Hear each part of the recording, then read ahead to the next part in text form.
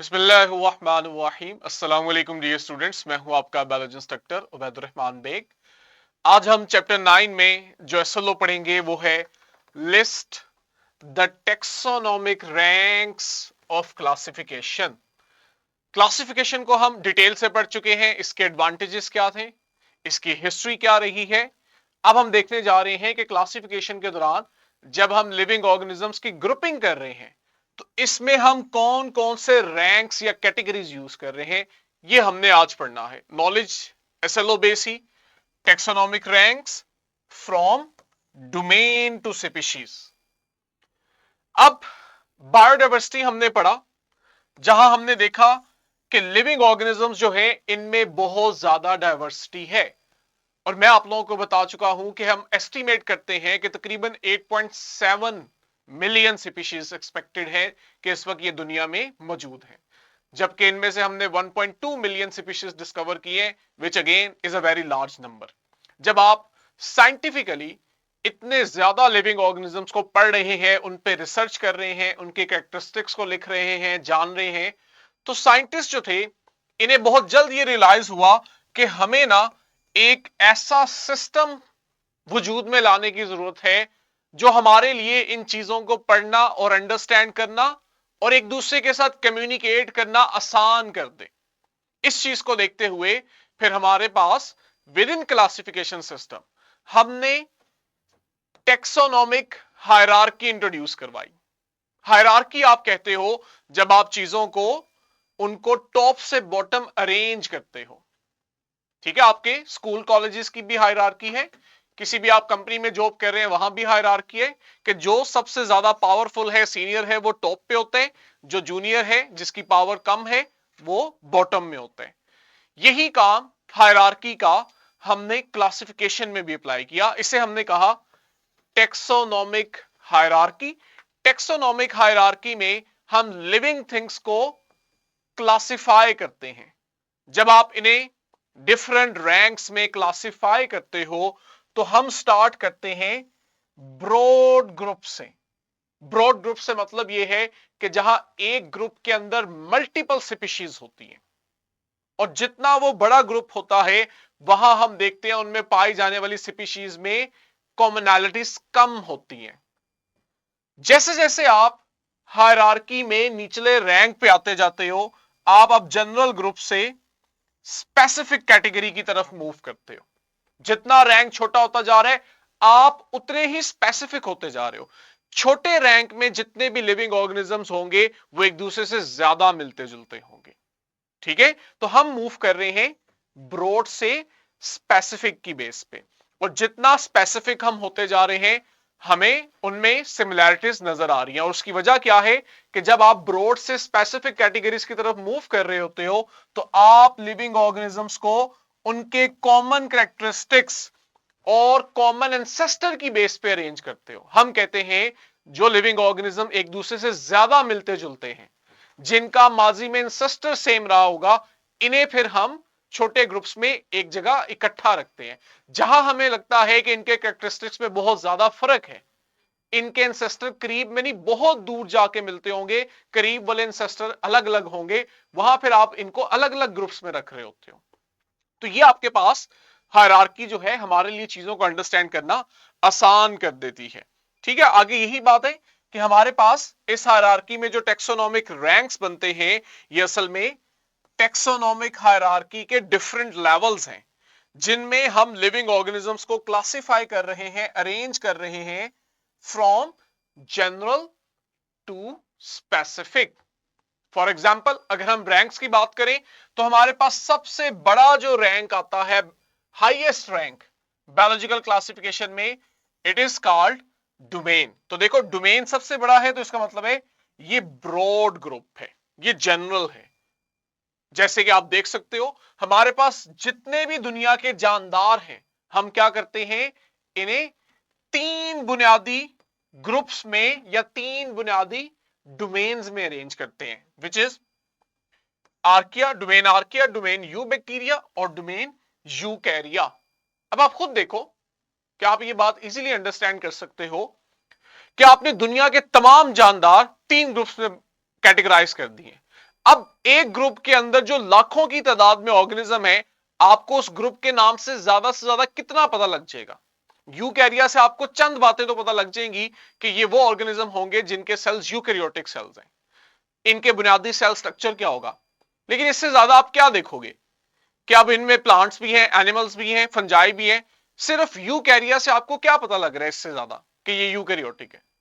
इसीलिए फिर हम कहते हैं ये ब्रॉडेस्ट लेवल होता है। अब आप जैसे जैसे निचले ग्रुप में आओगे ना, अब आप देखोगे ये जनरल से स्पेसिफिक की तरफ आ रहे हैं, यानी छोटे ग्रुप्स आपको ज्यादा बेहतर बता रहे हैं उस चीज के बारे में।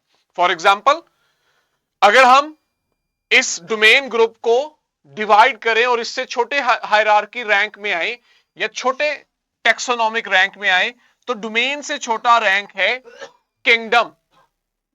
ठीक है, तो हर डोमेन में फिर आप देखते हो किंगडम है। फॉर एग्जाम्पल, यहीं से मैं आपको समझाऊं, डोमेन यूकैरिया। लेकिन जब आप किंगडम्स में आओगे तो आपको किंगडम एनिमेलिया भी मिल रहे हैं, किंगडम प्लांटी भी मिल रहे हैं, किंगडम फंजाई भी मिल रहे हैं, किंगडम प्रोटिस्टा भी मिल रहे हैं। तो आप खुद देखो, अब क्या आप ज्यादा बेहतर नहीं जान रहे हो? डोमेन यूकैरिया आपको इतना ज्यादा बेहतर नहीं बता रहा था कि उसमें किस किस किस्म के ऑर्गेनिज्म है, जितना बेहतर अब आपको इस चीज से पता लगेगा कि उसमें किंगडम्स कौन कौन से हैं। अब आप जब किंगडम एनिमेलिया सुनोगे तो आप फौरन जान जाओगे ये यूकैरियोटिक भी हैं, जो कि आपको डोमेन लेवल पे पता लग रहा था। एक्स्ट्रा आपको अब क्या पता लगेगा, ये मोटाइल हैं, इनमें लोकोमोशन होती है, ये हेट्रोट्रोफिक हैं। तो आपने जैसे ही रैंक छोटा किया, आप जनरल से स्पेसिफिक की तरफ आ गए हो। अब आपको ज्यादा अच्छी इंफॉर्मेशन मिल रही है, और अब आपने इस छोटे ग्रुप के अंदर वो ऑर्गेनिज्म रखे हैं किंगडम एनिमेलिया में जिनमें आप देखते हो इनके कैरेक्टरिस्टिक्स मिलते जुलते हैं, जिनका एंसेस्टर सेम है, और जो नहीं थे उन्हें निकाल के अलग कर दिए, उनके अलग किंगडम्स बना दिए, प्लांटी, फंजाई, प्रोटिस्टा। तो ये सारी चीज आप देखोगे हाईएस्ट रैंक से लोएस्ट रैंक में आपको ये चीज मिलेगी। ठीक हो गया। अब जब आप किंगडम से भी नीचे आते हो, आप छोटे रैंक में आते हो, तो आप मजीद खुद को नैरो डाउन कर रहे हो ताकि आपकी इंफॉर्मेशन ज्यादा प्रिसाइज होती चली जाए। जब आप किंगडम से नीचे आते हो तो आपके पास जो छोटा लेवल है उसको आप फाइलम और प्लूरल को फाइला कहते हो। जैसे भी मैंने आपको एग्जांपल दी, एक डोमेन में एक से ज्यादा किंगडम थे। डोमेन यूकैरिया में अभी हमने 4 किंगडम पढ़े हैं। इसी तरह आप देखते हो एक किंगडम में एक से ज्यादा फाइलम होते हैं, यानी एक से ज्यादा फाइला होते हैं। तो ये भी आपने याद रखना है कि जैसे जैसे हम छोटे रैंक्स में आते जा रहे हैं, आपके पास उनकी तादाद भी बढ़ रही है। डोमेन एक है लेकिन किंगडम एक से ज्यादा होंगे, उसमें कोई एक किंगडम लोगे उसमें एक से ज्यादा फाइलम होंगे। तभी तो आप लोग उनके अंदर फर्क कर सकोगे ना, कि हर छोटा रैंक आपको ज्यादा बेहतर बताता है अपने मेंबर्स के बारे में। ठीक, और आप लोग जब छोटा रैंक पे आ रहे हो तो आप मजीद उनके अंदर सिमिलैरिटीज को हाईलाइट करना चाह रहे हो। जैसे कि आप किंगडम से फाइलम लेवल पे आओगे तो अब आप उन्हें, उसके जो मेंबर्स हैं उनको उनके स्ट्रक्चरल और फंक्शनल कैरेक्टरिस्टिक की बेस पे फाइलम के अंदर रख रहे होगे। जिनके स्ट्रक्चर और फंक्शन ज्यादा मिलते जुलते होंगे, आप उनको अलग फाइलम में रख दोगे। अब किंगडम एनिमेलिया में लाखों एनिमल्स हैं, लेकिन आप कोई एक ऐसा फाइलम उठाओगे जिसमें उसके तमाम मेंबर्स के स्ट्रक्चर और फंक्शन यूनिट्स ज्यादा क्लोजली मिलते होंगे, आप उन्हें अलग फाइलम का नाम दे दोगे। फॉर एग्जाम्पल, हम साथ साथ एग्जाम्पल भी पढ़ते जाते हैं, हर लेवल पढ़ते हैं और उसकी एक एग्जाम्पल प्लांट से और एक ह्यूमन से लेते हैं। हमारे पास सबसे पहले, चूंकि यहां डोमेन एक ही है इसलिए मैंने डोमेन नहीं लिखी, आप लिखना चाहो तो आप डोमेन भी लिख सकते हो, कि सबसे हाईएस्ट हमारे पास टेक्सोन कौन सा है, डोमेन यूकैरिया। ठीक है, उसके बाद अगर आप देखोगे तो आपके पास डोमेन यूकैरिया के अंदर जो किंगडम आएगा, अब हम अपने एग्जाम्पल में देखें तो हम एक प्लांट की एग्जाम्पल लेते हैं, किंगडम का नाम होगा किंगडम प्लांटी, और हम ह्यूमन की एग्जाम्पल लेते हैं जिसके किंगडम का नाम होगा किंगडम एनिमेलिया। अब अगर आप मजीद क्लासिफाई करो तो नीचे एक फाइलम ले लो। लेट्स से हमारा जो प्लांट है ये किंगडम प्लांटी के अंदर फाइलम एंजियोस्पर्मोफाइटा का मेंबर है, और अगर हम ह्यूमन की बात करें तो ह्यूमन जो है ये किंगडम एनिमेलिया के फाइलम कोर्डेटा के मेंबर है। ठीक हो गया। आगे क्या है, जब आप मजीद लोअर रैंक पे आते हो फाइला से नीचे, तो आपको नजर आता है कि एक फाइला में ना एक से ज्यादा क्लासेस होती हैं, यानी फाइलम से छोटा रैंक क्लास है। एक डोमेन में एक से ज्यादा किंगडम्स थे, एक किंगडम में एक से ज्यादा फाइलम, और एक फाइलम में एक से ज्यादा क्लासेस होती हैं, और ये काम डाउन कंटिन्यू रहता है। ठीक है, जब आप अलोंग द लाइन नीचे आते जाते हो ऐसे ही होगा। क्लास क्या है? क्लास में आप देखोगे कि आपके पास मल्टीपल ऑर्डर्स होंगे, ये क्लास से छोटा रैंक है। ऑर्डर को जब आप लोगे, एक ऑर्डर में आपको मल्टीपल फैमिलीज मिलेंगी। आप जैसे जैसे छोटे रैंक पे आ रहे हो, क्लास से ऑर्डर, ऑर्डर से फैमिली, तो आप असल में वहां लिविंग ऑर्गेनिजम्स को इकट्ठा करते जा रहे हो, और ये वो वाले लिविंग ऑर्गेनिज्म है जिनमें आपको सिमिलैरिटीज ज्यादा नजर आती हैं, ठीक, कंपेयर टू हायर लेवल। मैं इस पॉइंट को दोबारा एम्फोसाइज करने लगा। जब आप नीचे वाले रैंक में आते हो, अब नीचे वाले रैंक के ऑर्गेनिज्म जो हैं, इनमें आपको ज्यादा सिमिलैरिटीज मिलेगी बनिस्बत इसके कि आप उन्हें ऊपर वाले रैंक में पढ़ते, क्योंकि ऊपर वाले रैंक में ज्यादा फैमिलीज थी। जैसे मिसाल के तौर पे हम ऑर्डर पढ़ रहे हैं, अब आप ऑर्डर को देखो तो आपके पास, हम क्लास से भी पढ़ते हैं, क्लास से इनका नाम लेते हैं। फाइलम तो हमारे पास था एंजियोस्पर्मोफाइटा, और ह्यूमन का था कोर्डेटा। क्लास की बात करें तो हमारा जो प्लांट है, इसका, इसकी क्लास है डाइकोटिलेडोने, और ह्यूमन की बात करें तो इसकी क्लास है मैमेलिया। ठीक, अब हम ऑर्डर पे आए तो इस प्लांट का ऑर्डर होगा फिगैलिस, और ह्यूमन का ऑर्डर है प्राइमेट्स। फैमिली की बात करें तो फैमिली में प्लांट की फैमिली है फिगेसी, और ह्यूमन की है होमिनिडी।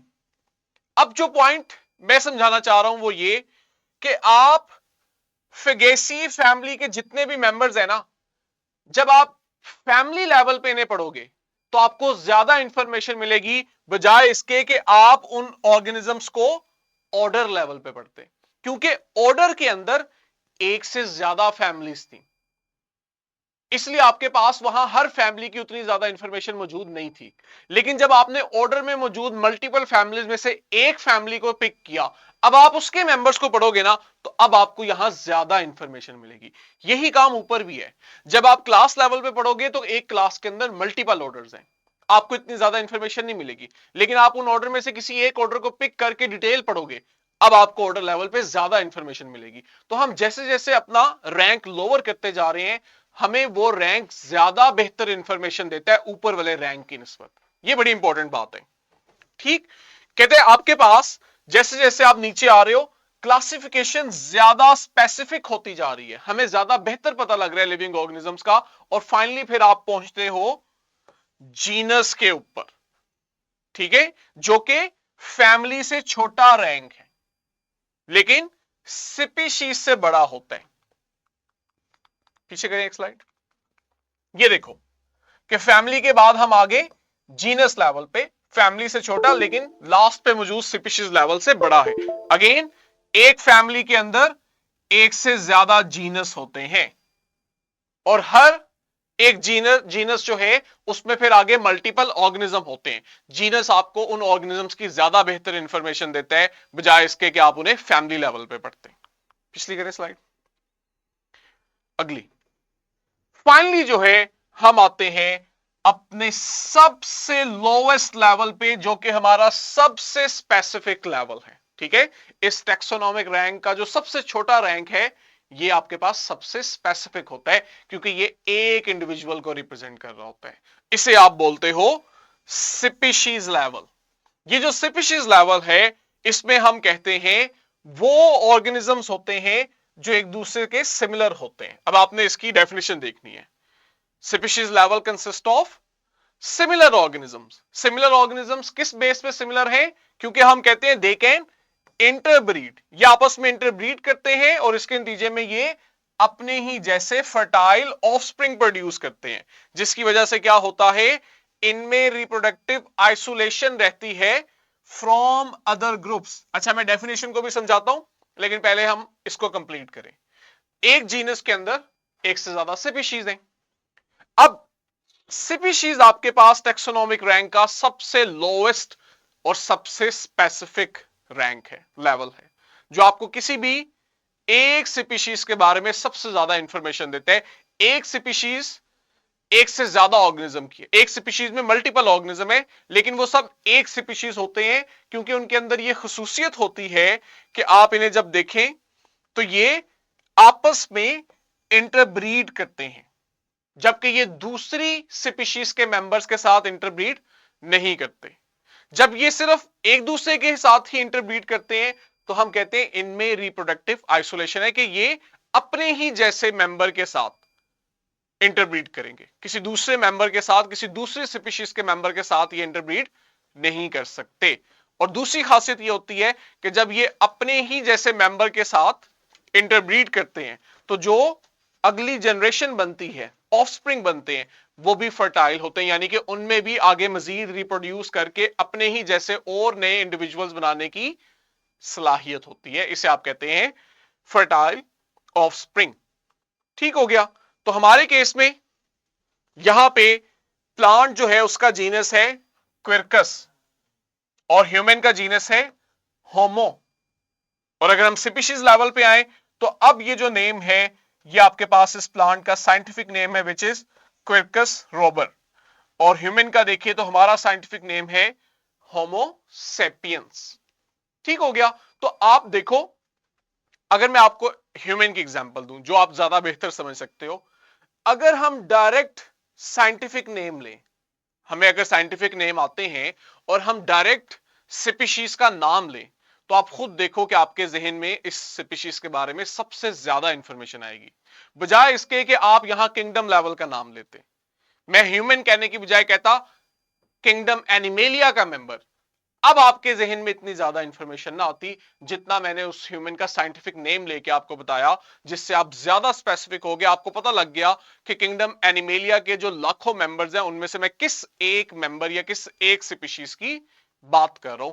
यही मकसद है हमारे पास टेक्सोनोमिक रैंक्स बनाने का, ताकि जब आप इतनी वास्ट डाइवर्सिटी में लिविंग ऑर्गेनिजम्स को पढ़ रहे हो तो आपके पास उनमें रैंकिंग हो जो आपके लिए आसानी पैदा करें। आई होप हमारा लेक्चर जो है वो एसएलओ बेस रहा और आपने इसको इजीली अंडरस्टैंड किया। एसएलओ कहता है list the taxonomic ranks of classification, और हमने डोमेन से लेकर नीचे मौजूद स्पीशीज लेवल तक इन्हें पढ़ा है। टेबल इंपॉर्टेंट है, आपसे एग्जामिनर चाहे यहां से एमसीक्यूज बनाता है और प्लांट या एनिमल में से किसी एक का नाम लेके आपसे कहता है कि उन्हें आपने डोमेन या किंगडम लेवल से स्पीशीज लेवल तक अरेंज करना है, तो आपने उनके इन डिफरेंट रैंक्स के साइंटिफिक नेम बताने होते हैं। ये बड़ा कॉमन पूछा जाने वाला बोर्ड में क्वेश्चन है और इससे डेफिनेटली वो किसी भी पॉइंट को पिक करके आपसे एमसीक्यूज बना सकते हैं। तो इसको पढ़ें, इसकी प्रैक्टिस करें वर्कशीट क्वेश्चन बैंक पे। अगले वीडियो लेक्चर में इससे अगला एसएलओ स्टार्ट करेंगे। 2 एसएलओ हमारे रह गए, इंपॉर्टेंट है। अगला एसएलओ डायरेक्ट इसके साथ लिंक करते हैं, टॉपिक डिफरेंट है लेकिन क्लासिफिकेशन वाले के साथ लिंक करते हैं। कल मिलेंगे बच्चों, तब तक के लिए अल्लाह हाफिज।